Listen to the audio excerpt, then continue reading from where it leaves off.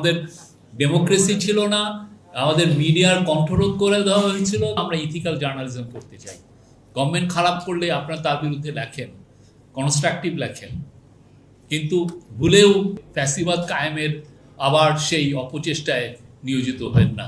যদি ভাবেন ফ্যাসিবাদদের ধূসর থেকে আমরা ভুলে গেছি, সরি টু সে, আমরা ভুলি নাই।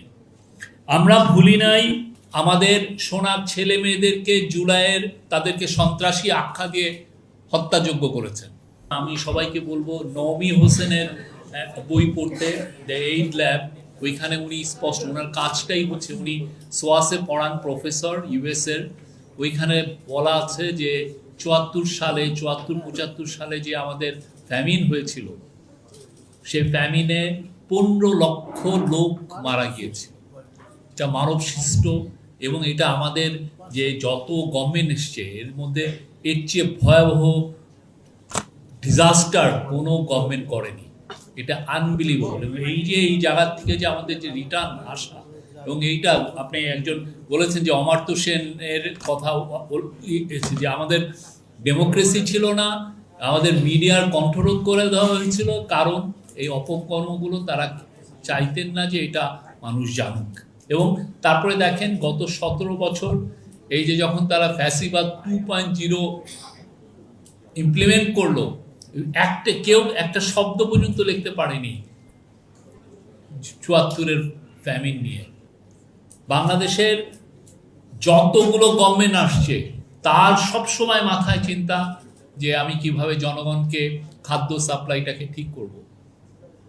আপনি যদি সাইফুর রহমানের বই পড়েন, দেখবেন যে প্রেসিডেন্ট জিয়া তাকে কত জায়গায় পাঠাচ্ছে। সেই 76-77 সালে সিমিলার একটা সমস্যা তৈরি হওয়ার সম্ভাবনা ছিল, কিন্তু উনি এমন কোনো দেশ নাই যে পাঠান নাই যে আমাদের যাতে খাদ্য সহায়তা এবং আমরা যেন ফার্টিলাইজার ফ্যাক্টরিগুলো খুব দ্রুত সেট আপ করতে পারি সেই জন্য।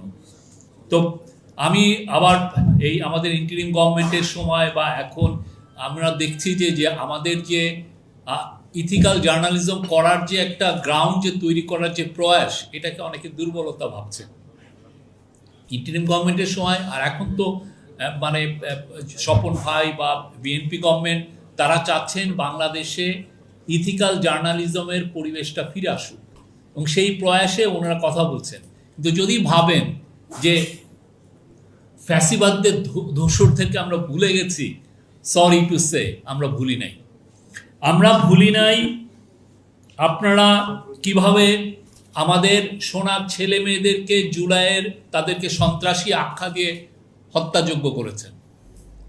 আমরা ভুলি নাই আপনারা পুরো 17 বছরে 60 লক্ষ লোকের এগেনস্টে কেস দেওয়া হয়েছে, বিএনপির 50, বাকি পার্টিগুলোর আরো।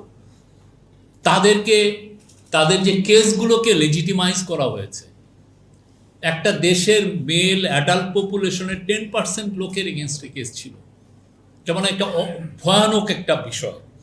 আমরা ভুলি নাই আপনারা কিভাবে খালেদা জিয়ার উপর যে অন্যায় জেল চাপিয়ে দেওয়া হলো, সেটাকে আপনারা কনসেন্ট উৎপাদন করেছেন। আমরা ভুলি নাই চিকিৎসার অভাবে উনি কিভাবে ধুকে ধুকে ওনাকে মৃত্যুর দিকে ঠেলে দেওয়া হয়েছে, এবং এটা কনসেন্ট উৎপাদন করা হয়েছে অনেকে, এই জার্নালিজম করা হয়েছে। আমরা ভুলি নাই কিভাবে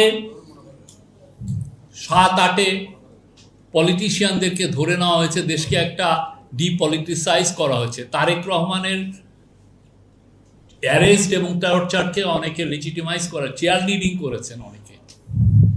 আমরা ভুলি নাই আপনারা আমাদের জার্নালিজমকে, যারা ভিন্ন মতের জার্নালিস্ট, তাদেরকে আপনারা ডিলেজিটিমাইজ কিভাবে করতে চেয়েছেন। আমরা ভুলি নাই কিভাবে আপনারা ব্যাংক ডাকাতির কনসেন্ট উৎপাদন করেছেন, এবং ব্যাংক ডাকাতির কনসেন্ট উৎপাদন করে দেশের লাখ লাখ মানুষকে পথে বসিয়ে দেওয়া হয়েছে, একটা দ্রুত বর্ধনশীল ইকোনমিকে পঙ্গু করে দেওয়া হয়েছে। আমরা ভুলি নাই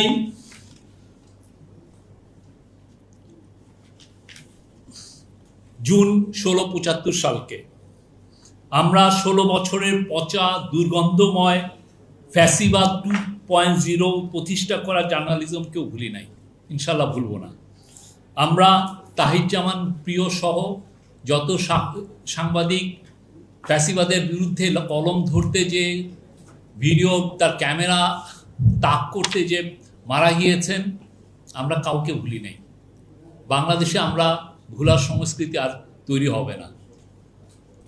জুন 16 আসবে, আমরা এটা কালো দিবস পালন করব এবং আমরা সবাইকে নিয়ে, যে আমার বিরুদ্ধ মত তাকে নিয়ে আমরা জার্নালিজম করতে চাই, কিন্তু আমরা ইথিক্যাল জার্নালিজম করতে চাই।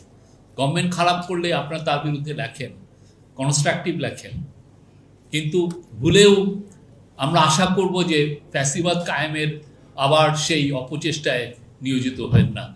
এটা যারা ফ্যাসিবাদের দোসর তাদেরকে উদ্দেশ্য করে বলছি। Thank you.